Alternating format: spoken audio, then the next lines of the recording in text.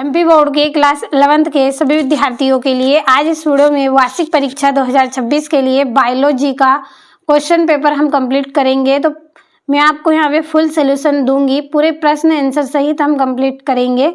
तो 9 मार्च के लिए यह जो क्लास है आपकी बहुत ही इंपॉर्टेंट होने वाली है। इस क्लास में सेट ई हम पढ़ेंगे। पिछले वीडियो में मैंने आपको सेट ABCD दिया है। तो चलिए ज़्यादा समय आपका नहीं लूँगी, कम समय में पूरे प्रश्न हम कंप्लीट कर लेंगे। तो यहाँ से आपका पहला प्रश्न रहेगा, सही विकल्प चुनकर लिखिए। पहला है जल संवहन तंत्र का पाया जाना निम्न में से किस समूह की विशेषता है? तो ये इकाइनोडर्मेटा की विशेषता है। दूसरा है निम्न में से एक्टिनोमॉर्फिक पुष्प का उदाहरण नहीं है, तो कौन सा नहीं है? मटर आएगा इसका आंसर। तीसरा है निम्न में से कौन सा तत्व मनुष्य के शरीर में सर्वाधिक प्रतिशत में पाया जाता है? तो ऑक्सीजन पाया जाता है।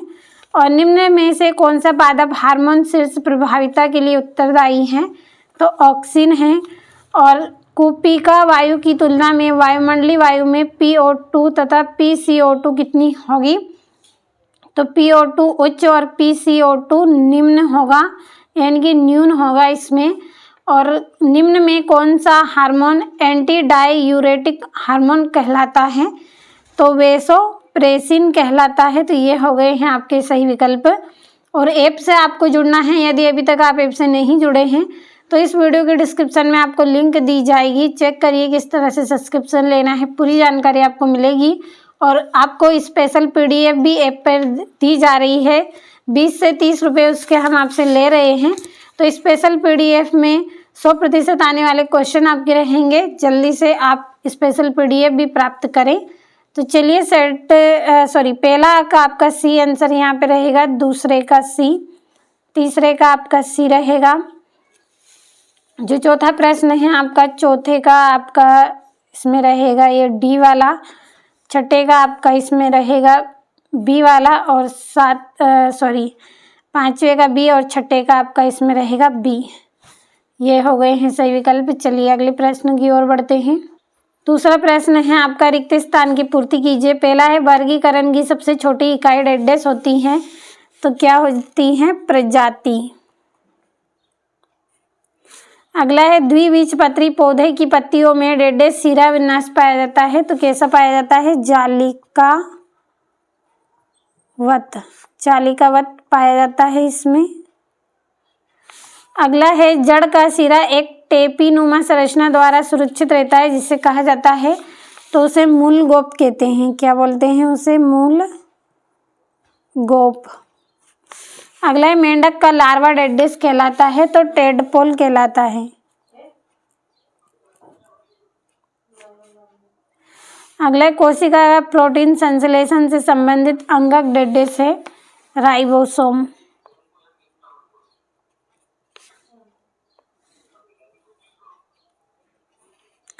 अगला है मानव रग की संरचनात्मक व क्रियात्मक इकाई डेड्डेस होती हैं, तो क्या होती है? नेफ्रॉन।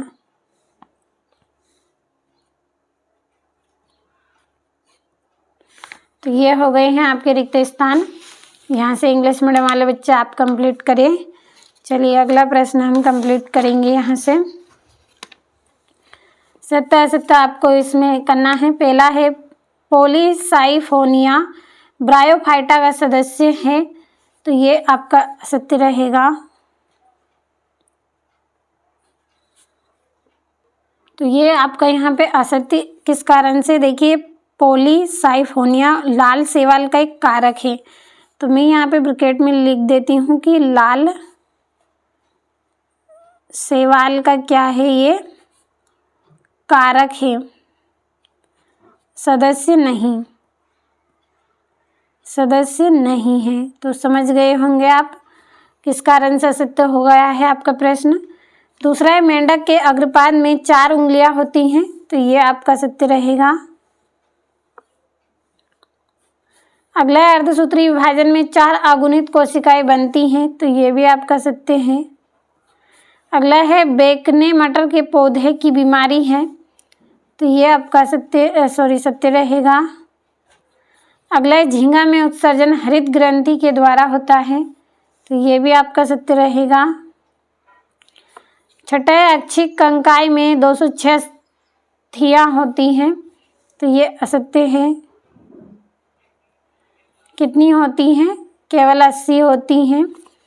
तो अच्छे से आपको इस प्रश्न का आंसर समझ में आया होगा कि जो मानव शरीर की अक्षी कंकाल है इसमें 80 अस्थियां होती है, जबकि संपूर्ण मानव कंकाल में होती हैं 206 अस्थियां। चलिए यहाँ से इंग्लिश मीडियम वाले बच्चों के लिए टिक करेंगे। तो पहला आपका फॉल्स है, बाकी इसमें आपके सभी ट्रू हैं, केवल आपका जो छठा है वो फॉल्स है, बाकी सारे आपके ट्रू हैं। चलिए अगला प्रश्न कंप्लीट हम करेंगे। तो ये आपका चौथा प्रश्न, सही जोड़ी बनाइए। पहली जोड़ी है इकाइनोडर्मेटा, इसकी जोड़ी आपकी रहेगी जल संवहन तंत्र। दूसरा है आलू, तो आलू क्या है? सोलेंसी कुल का है। तीसरा है रॉबर्ट ब्राउन, तो रॉबर्ट ब्राउन की जोड़ी आपकी रहेगी केंद्रक की खोज करी होगी इनने। चौथा है किडवन, तो इसका रहेगा इष्ट। और हृदय पेशियाँ तो अनैच्छिक रहेंगी, तो ये हो गई जोड़ियाँ। यहाँ से अगला जो प्रश्न है इसमें हम नंबर डाल लेते हैं जोड़ियों पर। तो आप भरोसा रखें, पूरे के पूरे क्वेश्चन आपके इसमें से रहेंगे, एक भी प्रश्न आपका आउट नहीं रहेगा। जितना मैं आपको बता रही हूँ आप केवल कंप्लीट करते चलें। पांचवा प्रश्न निम्नलिखित प्रश्नों के एक वाक्य में उत्तर दीजिए। पहला है गाउट रोग किस कारण से होता है? तो यहाँ से हम इसका आंसर लिखेंगे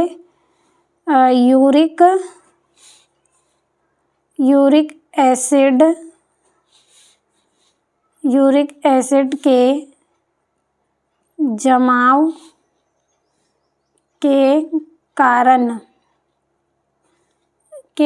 क्या होता है? गाउट रोग होता है। दूसरा है पॉलीपेप्टाइड किसे कहते हैं? तो अमीनो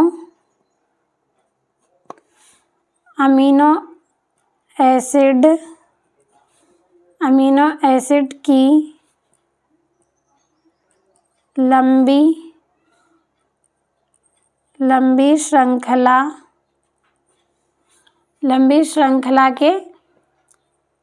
श्रृंखला को क्या बोलते हैं? पॉलीपेप्टाइड कहते हैं। अगला है जीवद्रव्य झिल्ली मीसोसोम का क्या कार्य होता है? तो कोशिका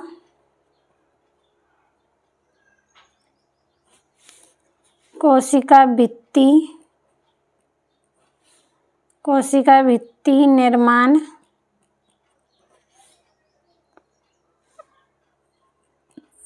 डीएनए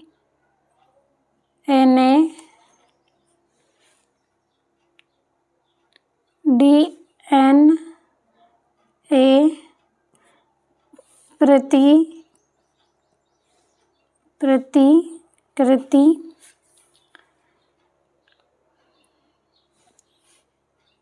कोशिका भित्ति निर्माण डीएनए की प्रतिकृति के कारण क्या होता है?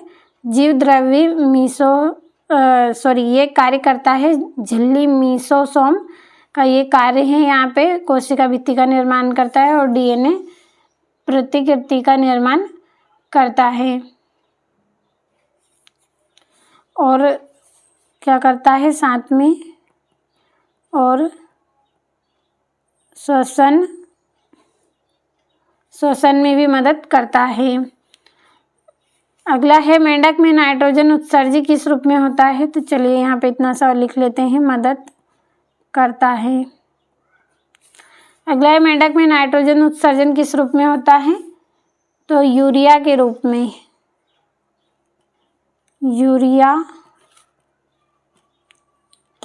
में।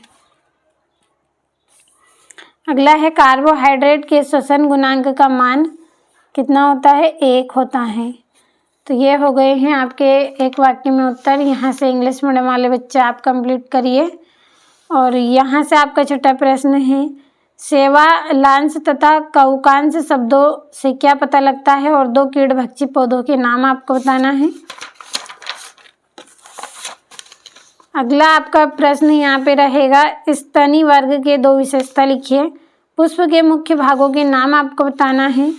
अगला है जड़ों के 2 कार्य लिखिए। और पादप वृद्धि नियंत्रक से क्या आशय है? और पौधों में वृद्धि वृक्क का ग्राफ बनाइए। यहाँ से आपका 11वां है पेप्टाइड बंध किसे कहते हैं। निम्नलिखित के नाम आपको बताना है। आ नंबर में मनुष्य के वृक्क के वलकूट के भाग जो मध्यांश के पिरामिड के बीच धसे रहते हैं। ब नंबर वाले में आपको हेनले लूप के समांतरण उपस्थित कोशिका का लूप बताना है। 13वें में आपको सेंक फंजाई किसे कहते हैं, इसका एक लक्षण व एक उदाहरण लिखना है।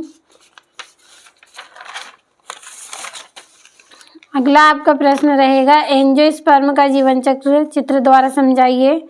15वें में एक सरल पत्ती का स्वच्छ नामांकित चित्र बनाना है। किण्वन की 3 महत्व आपको लिखना है और किन्हीं 3 प्रकाश संश्लेषी वर्णकों के नाम आपको बताना है और किण्वन क्रिया का 3 महत्व लिखना है। यहाँ से आपको अगर आपको ऐसा करने को कहा जाए तो आप किस एक पादप वृद्धि नियामक का उपयोग करेंगे, नाम बताइए। पहला है कि पत्तियों की जरावस्था को रोकने हेतु, दूसरा है कक्षस्थ कलिकाओं में वृद्धि करने हेतु, तीसरा है कि एक रोजेट पौधे में बोल्ट हेतु, चौथा की पत्तियों के रंध्र को तुरंत बंद करने हेतु। अगला आपका यहाँ से रहेगा आपसी श्वसन के मुख्य चरण कौन कौन से हैं और परिसंचरण तंत्र के किन्हीं 5 विकारों के नाम आपको बताना है। तो आज इस क्लास में आपको मैंने कुल 20 प्रश्न बताए हैं। सेट डी हमने इस वीडियो में सेट ई कंप्लीट किया है। अगले वीडियो में आपका अंतिम सेट एफ रहेगा। तो 6 सेट आप कंप्लीट करें, भरोसा रखें आप 65 अंक आपको एग्जाम में प्राप्त होंगे। 100% आने वाले क्वेश्चन मैंने आपको बताए हैं, तो अच्छे से कंप्लीट आप करें।